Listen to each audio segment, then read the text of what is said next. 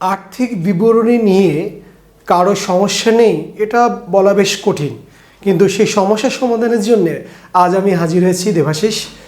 তোমরা দেখতে পাচ্ছ যে যশোর 2024 সালের যে আর্থিক বিবরণী এসেছিল এক ধাপ বিশিষ্ট, সেটা আজকে আমরা সলভ করব।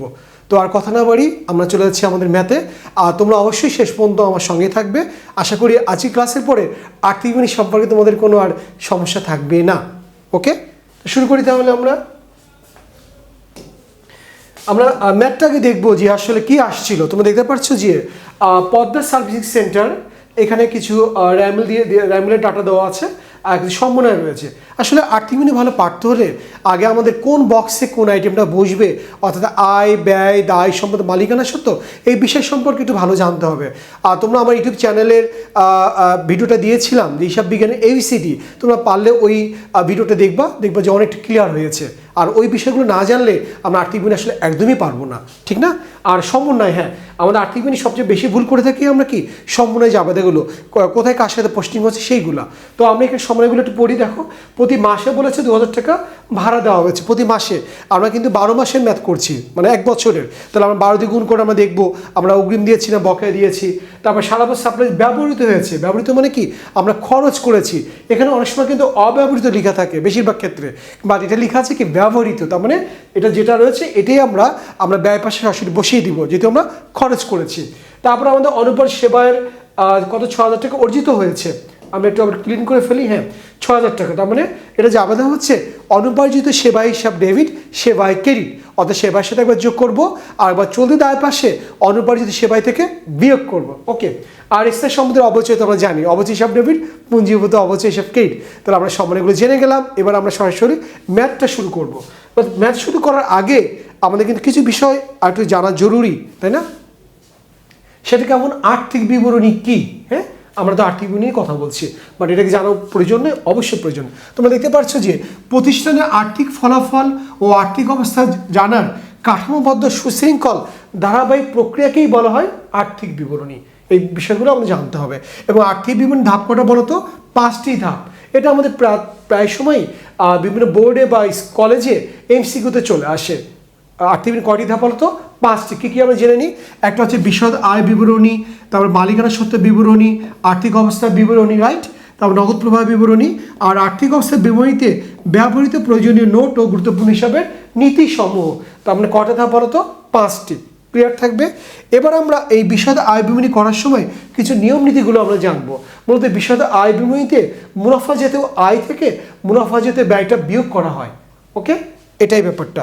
আর আমাদের এই যে আমরা যে এক ধাপ আর বহু ধাপ বললাম, এটা একটু ক্লিয়ার করি। আমরা জানি যে আমাদের বিশদ আয় বিবরণী করার সময় দুটো পদ্ধতি রয়েছে। আর্থিক বিবরণী পদ্ধতি না, বিশদ আয় বিবরণী বের করার পদ্ধতি। ব্যাপারটা ক্লিয়ার কি না? বিশদ আয় বিবরণী পদ্ধতি হচ্ছে দুইটা, একটা হচ্ছে এক ধাপ বিশিষ্ট আর একটা হচ্ছে বহু ধাপ বিশিষ্ট। ক্লিয়ার? আমাদের বোর্ড পরীক্ষাতে একটা এক ধাপ থাকে সাধারণত, আর একটা বহু ধাপ থাকে। আমার ব্যক্তিগতভাবে এক ধাপের অঙ্কগুলো সহজ এবং এখানে পেঁচানো আইটেম কম থাকে। আমরা যদি 8-10টা সময় একটু ভালো করে প্র্যাকটিস করি না, তাহলে কিন্তু 10-এ 10 আমরা পেয়ে যাব। এবং আজকে ক্লাসের পরে তোমাদের আর এই বিষয়গুলো সন্দেহ থাকবে না। ওকে, এবার আমরা আসি এক ধাপ আর বহু ধাপ আমরা চিনব কিভাবে, ঠিক না? আমাদের কিন্তু অঙ্কে উল্লেখ থাকে না যেটা এক ধাপ বিশিষ্ট বহু ধাপ বিশিষ্ট। আমার কাছে মনে হয় এই 4টে জিনিস যদি অঙ্কে দেওয়া থাকে, মানে না দেওয়া থাকে, কি কি? ক্রয়, বিক্রয়, প্রাথমিক মজুত পণ্য, সমাপনী মজুত পণ্য। আমি আবার বলি, আমরা লিখে রেখেছি এখানে, দেখো, সেটা হচ্ছে ক্রয়, বিক্রয়, প্রাথমিক মজুত পণ্য এবং সমাপনী মজুত পণ্য যদি আমাদের উদ্দীপকে থাকে, মানে ক্ষতি উদ্বৃত্ত থাকে, সেক্ষেত্রে সেটা আমরা বলবো হচ্ছে বহু ধাপ বিশিষ্ট। আর যদি না থাকে সেটা হচ্ছে এক ধাপ বিশিষ্ট, অর্থাৎ সেবামূলক। ওকে, এক ধাপ সেবামূলক আর বহু ধাপ হচ্ছে ক্রয় বিক্রয় সংক্রান্ত, ব্যবসা প্রতিষ্ঠান সংক্রান্ত, মানে এই বিষয়টা হচ্ছে আমাদের বহু ধাপ। ওকে, তো আমরা এটা বুঝতে পেরেছি। এবার আমরা কি করতে পারি, দেখো, এবার আমরা এই এক ধাপ যে করবো এর একটা ছক রয়েছে। অনেকেই বলে ছক জানার প্রয়োজন নেই, অবশ্যই জানার প্রয়োজন আছে। আগে বুঝবো, তারপর ছকটা জানবো, তাহলে কি হবে, আমাদের অঙ্ক করতে সুবিধা হবে। কারণ পরীক্ষার সময় কিন্তু আমাদের সময় অনেক অনেক কম থাকে, আর অত চিন্তা করতে করতে কিন্তু আমাদের টাইম শেষ, তাই না? অত মানে বেশি বুঝতে গেলে সমস্যা হয়। এই জন্য আমরা একটু ছকটা একটু জেনে নেবো। সেটা দেখো, আমি লিখেছি সেবা প্রদানকারী প্রতিষ্ঠানের ক্ষেত্রে এটা হচ্ছে আয় সমূহ। এই আয় সমূহ আইটেমগুলো আমরা মানে প্লাস করব আর ব্যয় সমূহগুলো মাইনাস করব, অর্থাৎ মুনাফা জাতীয় আয় থেকে মুনাফা জাতীয় ব্যয়টা মাইনাস করব। আর এই অংশে সাধারণত সেবা আয়, ভাড়া আয়, এই ধরনের অনুপরিত সেবায় এগুলো থাকে। তোমরা দেখতে পাচ্ছ যে আয়সমূহের মধ্যে রয়েছে কি, সেবার সাথে প্রাপ্য সেবায় যোগ করব, অনুপর সেবায় যোগ করব, যদি অগ্রিম সেবায় থাকে বিয়োগ করব। এছাড়া আমাদের বিনিয়োগের সুদ আর লভ্যাংশ প্রাপ্তি শিক্ষা ইসলামী, অর্থাৎ যেগুলো থাকে সেগুলো আমরা লিখবো। তবে এই ছকের বাইরে খুব একটা নেই বললেই চলে। তোমরা এই ছকটা মানে বাসায় ভালো করে প্র্যাকটিস করবা। আর ব্যয়ের মধ্যে আমাদের বেতন, ভাড়া, বিমা, মনিহারি, তারপরে রেটস রয়েছে, সাপ্লাইজ রয়েছে, ইত্যাদি ইত্যাদি রয়েছে, এগুলো একটু প্র্যাকটিস করবা। অর্থাৎ ছকটা জেনে ম্যাথটা যদি করা যায় না, তাহলে অনেকাংশে আমাদের কাজটা ইজি হয়ে যায়, তাই না? তো আমরা অবশ্যই এই ছকটা ভাষা একটু প্র্যাকটিস করব। তোমরা অবশ্যই ভিডিওটা দেখবে ভালো করে। এবার আমরা এই ম্যাথটা করার জন্যে একটা উদ্দীপক রয়েছে, দেখেছো। প্রথমে কথা কি বলেছে দেখো, নিট সেবা আয়। কি সেবায়? নিট সেবায়। তাহলে আমরা দেখবো যে সেবা রিলেটেড র্যামিলে কী রয়েছে আর সমন্বয় কী রয়েছে, সেগুলো প্লাস মাইনাস করলেই কিন্তু আমরা নিট সেবার পরিমাণ পেয়ে যাব। ওকে, তোমরা দেখো এখানে আমাদের সেবায় রয়েছে একটা, আর হচ্ছে অনুপার্জিত সেবায় রয়েছে। খেয়াল করি, সেবা আয়টা হচ্ছে আয়, আর অনুপার্জিত সেবা আয় বা অনর্জিত সেবা আয় বা অগ্রিম সেবা আয়, তিনটে নাম বলেছি ঠিক না? এগুলো হচ্ছে চলতি দায়। আয় আর দায় কিন্তু দুটো ভিন্ন জিনিস। আমাদের নিট সেবায় বের করতে বলেছে, তাহলে আমরা শুধু আয়গুলো নিয়ে কাজ করব। সো আমরা সেবায় কত রয়েছে? 1,50,000 টাকা। তোমরা দেখতে পাচ্ছ আমি লিখে রেখেছি আগে, সেবায় 1,50,000 টাকা লিখে রেখেছি। বাট সমনে বলা আছে 3 নম্বরে দেখো, অনুপার্জিত সেবা আয়ের 6,000 টাকা অর্জিত হয়েছে। আমি আবার বলি, অনুপার্জিত সেবা আয়ের 6,000 টাকা অর্জিত হয়েছে। এর জাবেদা হচ্ছে অনুপার্জিত সেবায় হিসাব ডেবিট, সেবায় ক্রেডিট। দেখো র্যামলের সেবায় কোথায় আসছে? ক্রেডিটে, এবং জাবেদায়ও ক্রেডিট হয়েছে। ক্রেডিট কী হবে? প্লাস হয়ে যাবে। তাহলে তোমরা দেখতে পাচ্ছ এবার লিখেছি যোগ অনুপার্জিত সেবায় 6,000 টাকা। তাহলে এই দুটো যোগ করে হবে 1,56,000 টাকা। এটি হচ্ছে আমাদের কয়ের অ্যান্সার। জাস্ট বক্সটা আমরা এইভাবে কাটবো যে নিট সেবায় পরিমাণ বিবরণ টাকা টাকা, তাহলেই আমাদের ক হয়ে যাবে। তোমরা আমরা দেখতে পাচ্ছ সুন্দর করে। এবার তোমরা পাশে প্র্যাকটিস করবো। এরপর আমরা যাবো সবচেয়ে গুরুত্বপূর্ণ আমাদের পরের পার্টটা হচ্ছে বিশদ আয় বিবরণী। হ্যাঁ, যেটাই হচ্ছে আমাদের এই অঙ্কের মূল বডি বলা যায়, কারণ এখান থেকেই সমস্ত জিনিসগুলো সুদ বলো, বকেয়া বলো, অগ্রিম বলো, এখান থেকে কিন্তু ক্যালকুলেশন করে থাকি। পরবর্তীতে আমরা আর্থিক বিবরণী থেকে পোস্টিং দিয়ে থাকি। তো আমরা এখানে একটু দেখি কি বলেছে। ক্ষত বলেছে সেবা আয় 1,56,000 টাকা ধরে নিট আয় বা ক্ষতি বের করতে। তো আমরা প্রথমেই আমরা এখানে লিখে রাখি একটু নিট সেবা আয়। নিট সেবা আয় যেহেতু আমাদের অঙ্কে দেওয়াই আছে, নিট সেবায় কত দেওয়া আছে? 1,56,000 টাকা। আমরা লিখলাম 1,56,000।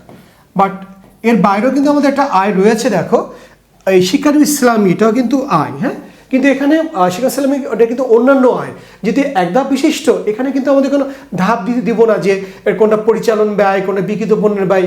এখানে মূল রুলসটা হচ্ছে মোট আয় থেকে মোট ব্যয়টা মাইনাস করবো। যে আয় হোক না কেন, প্রত্যক্ষ আয় হোক আর পরোক্ষ আয় হোক, কোনো ব্যাপারই না। তাহলে শিক্ষানবী ইসলামী কত রয়েছে দেখো? 4,000 টাকা। তাহলে আমি এখানে শিক্ষানবী ইসলামীটা এর সঙ্গে যোগ করে দিব। শিক্ষানবী ইসলামী, শিক্ষানবী ইসলামী। ওকে, কত টাকা রয়েছে? 4,000। ওকে, তাহলে আমরা 4,000 যোগ করব। তাহলে মোট কত হলো? 1,60,000 টাকা। তার মানে আমাদের মোট আয়ের পরিমাণ হলো 1,60,000 টাকা। এখন আমরা কি করব? মোট ব্যয়টা মাইনাস করব। ওকে, মোট ব্যয় সমূহ মাইনাস করব, ব্যয় সমূহ। ওকে, এখন আমরা দেখব আমাদের এই অঙ্কে কি কি ব্যয় রয়েছে, তাই না? আমরা প্রথমে দেখতে পাচ্ছি বেতন, বাট বেতনের এখানে একটু কাহিনী রয়েছে। এখানে বলছে 10 মাস, তাই না?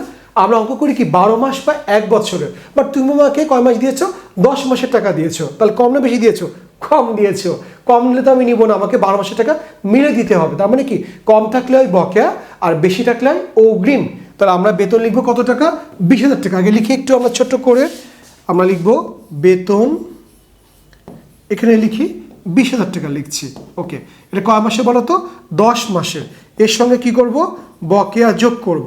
কিভাবে বের করবো দেখো, 20,000 টাকা যদি আমাদের 10 মাসের হয়, 1 মাসের কত হবে?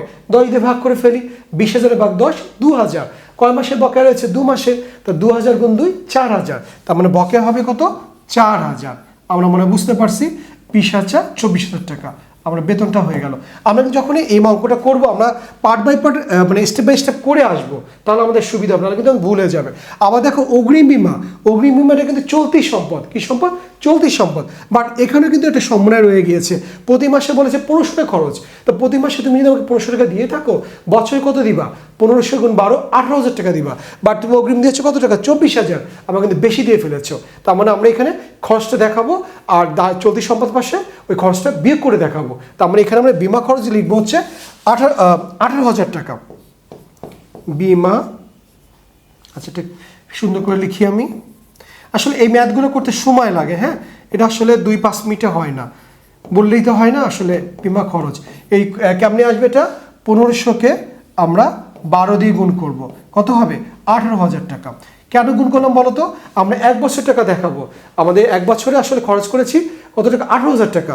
বাট আমাদের অগ্রিম দিয়েছে 24,000। তাহলে আমাদের অরিজিনাল অগ্রিম কত হলো? ও ডিফারেন্সটা হবে যেটা 6,000, সেটা সম্পদে লিখাবো। আর এখানে আমরা যে পুরো 1 বছরের খরচটা সেটা দেখালাম। ওকে, তাহলে আমাদের এটা হয়ে গেল। এবার আসবো সাপ্লাইজ। সাপ্লাইজ আমরা কি বলেছে?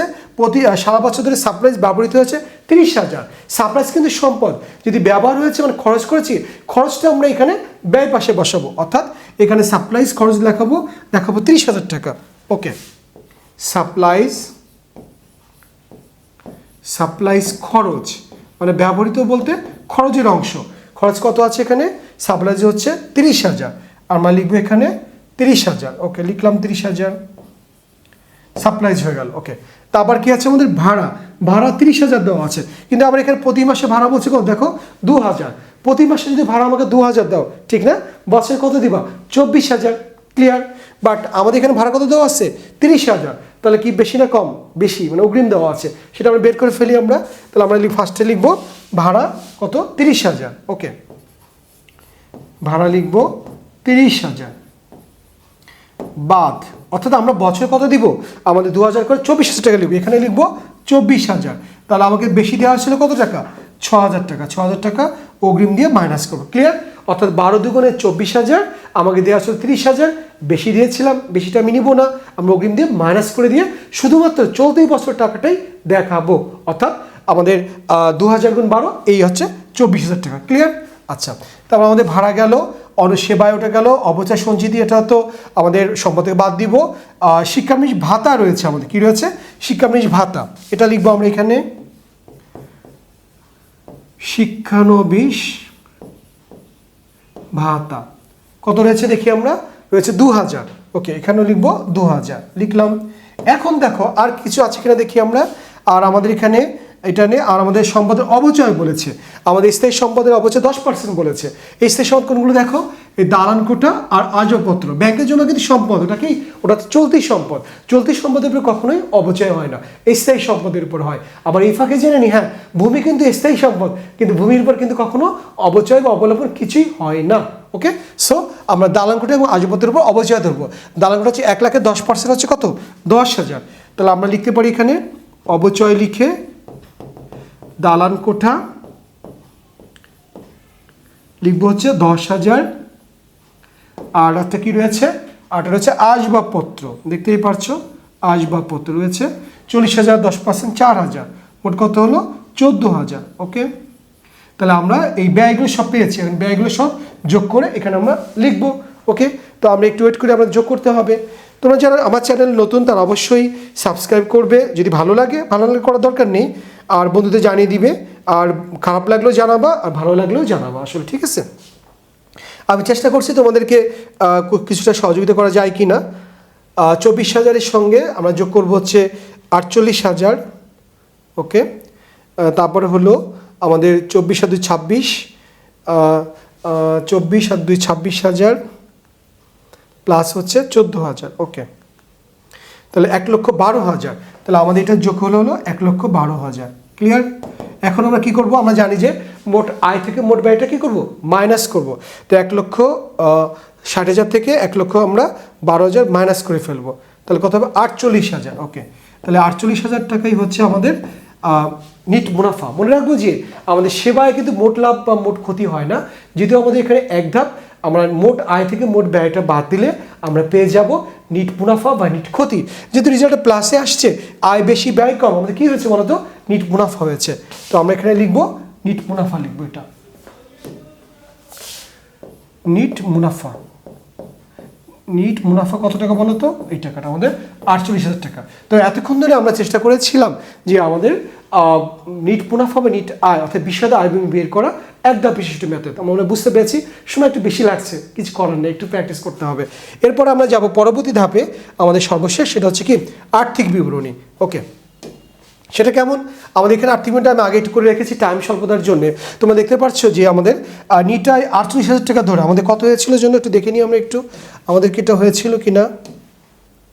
হ্যাঁ, 48,000 ঠিকই আছে। 48,000 টাকা দিয়ে আমরা করব। প্রথমে দেখবো আমরা সম্পদগুলো লিখবো। আর্থিক করার সময় আমরা কিন্তু টাইটেল লিস্ট করে থাকবো, অর্থাৎ কেমন, প্রথমে লিখবো চলতি সম্পদ, তারপর দিব দীর্ঘমেয়াদী বিনিয়োগ, তারপরে স্থায়ী সম্পদ, তারপরে অলিক সম্পদ, সম্পদের পার্টটা ক্লিয়ার। তাহলে আমাদের প্রথমে আমাদের ব্যাংকে জমা কত রয়েছে দেখো, 60,000 টাকা যে রয়েছে এখানে। তারপর আমাদের রয়েছে প্রাপ্য হিসাব 60,000, অগ্রিম বিমা 24,000, যেহেতু উত্তীর্ণ হয়েছে 18,000 বাদ দিয়েছি, 6,000 হয়েছে। অগ্রিম ভাড়া 6,000 টাকা দিয়েছি। আর সাপ্লাই যেটা ব্যবহৃত হয়েছে, সাপ্লাই কত ছিল বলো তো, সাপ্লাই ছিল 40,000 আর ব্যবহৃত হয়েছিল 30,000। তো 30 থেকে 30,000 বাদ দিলে এই 10,000 টাকা লিখেছি। বাট এই স্থায়ী সম্পদের অবচয়ের একটা ব্যাপার রয়েছে এখানে, তোমরা দেখতেই পারছো যে এখানে একটা রয়েছে অবচয় সঞ্চিতি। অবচয় সঞ্চিতি বা পুঞ্জীভূত অবচয়, এটাকে বলা হয় বিপরীত সম্পদ। কি সম্পদ, বিপরীত সম্পদ, এটা কিন্তু অবজেক্টিভে থাকে ক্লিয়ার। তো আমরা কি করব, যেহেতু এখানে আমাদের অবচয় সঞ্চিত হিসাব বলেছে, এই অবচয় সঞ্চিত হিসাবটা এটা কার, এটা কি আমাদের দালান খোটানো আসবাবপত্রের কোনো উল্লেখ করেনি, এই জন্য আমরা ধরে নিব এটা দুইজনের জন্যই এই অবচয় সঞ্চিতটা সিলেক্ট করা হয়েছে ক্লিয়ার। এটা খেয়াল করবো। তো আমরা প্রথমে আমরা লিখেছি দেখো, দালানটা লিখবো 1,00,000 টাকা আর আসবাবপত্র 40,000, মোটামুটি সম্পদের পরিমাণ কত হলো 1,40,000 রাইট। তারপর আমরা কি করব, আমাদের অবচয় বের করেছিলাম কত 10,000 আচ্ছা 14,000। তুমি দেখো এই 10,000 14,000 লিখছি, আর এখানে যে আমাদের যে অবচয় সঞ্চিত রয়েছে 20,000, এটা আমরা একবারে যোগ করে দিলাম, তাহলে কত হলো আমাদের 34,000। তো 1,40,000 থেকে 34,000 বাদ দিলে হবে 1,06,000। অর্থাৎ মূল কথা হচ্ছে আমাদের অবচয় সঞ্চিতি এটা কার সেটা বলা নেই বিধায় আমরা দুটো সম্পদ একবারে যোগ করে ওর থেকে মাইনাস করে দিয়েছি ক্লিয়ার। ওকে, তাহলে আমাদের সম্পদের যোগফল কত হলো 2,48,000। ব্যাপারটা হচ্ছে এমনই, অর্থাৎ আমরা সম্পদগুলো করে ফেললাম। এবার আমরা করব কোনটা, দায়ের পার্টটা, মানে মালিকানা সত্ত্ব পার্ট। এটা সবচেয়ে ইজি। আমরা চলতি দায় লিখবো আমরা প্রদেয় হিসাব, তার বকেয়া যে বেতন রয়েছে, বাট অনুপার্জিত সেবায় বলেছিলাম যেটা, এই যে এর থেকে আমাদের অর্জিত অংশটা কি করব, বাদ দিব। এই যে বাদ দিয়েছি অনুপার্জিত 10,000, তার থেকে অর্জিত 6,000 টাকা বাদ দিচ্ছি, 1,000 লিখেছি। আর মূলধন আমাদের দেওয়া আছে 1,74,000, নিট লাভ দেওয়া আছে 48,000, উত্তোলন কত 10,000, উত্তোলন কি হয় বাদ যায়। তো এখানে হয়েছে 2,48,000। তো আমাদের আর্থিক বিবরণী হলো কি হলো না, আমাদের দুপাশে দেখতে হবে, এবং দায় এবং সম্পদের পরিমাণটা কি হতে হবে, এক হতে হবে, তাহলেই আমাদের আর্থিক বিবরণী কমপ্লিট। তো এতক্ষণ ধরে আমরা চেষ্টা করেছি যশোর বোর্ড 2024-এর একটা ম্যাথ করার জন্যে। তোমাদের বাড়ির কাজ থাকবে একটা, তোমরা দেখে নিতে পারো। তো আজ এ পর্যন্তই। নেক্সটে আমরা কোনো ক্লাসে আবার হাজির হবো। সে ভালো থাকি। এতক্ষণ সঙ্গে থাকার জন্য অনেক অনেক ধন্যবাদ। Thank you very much.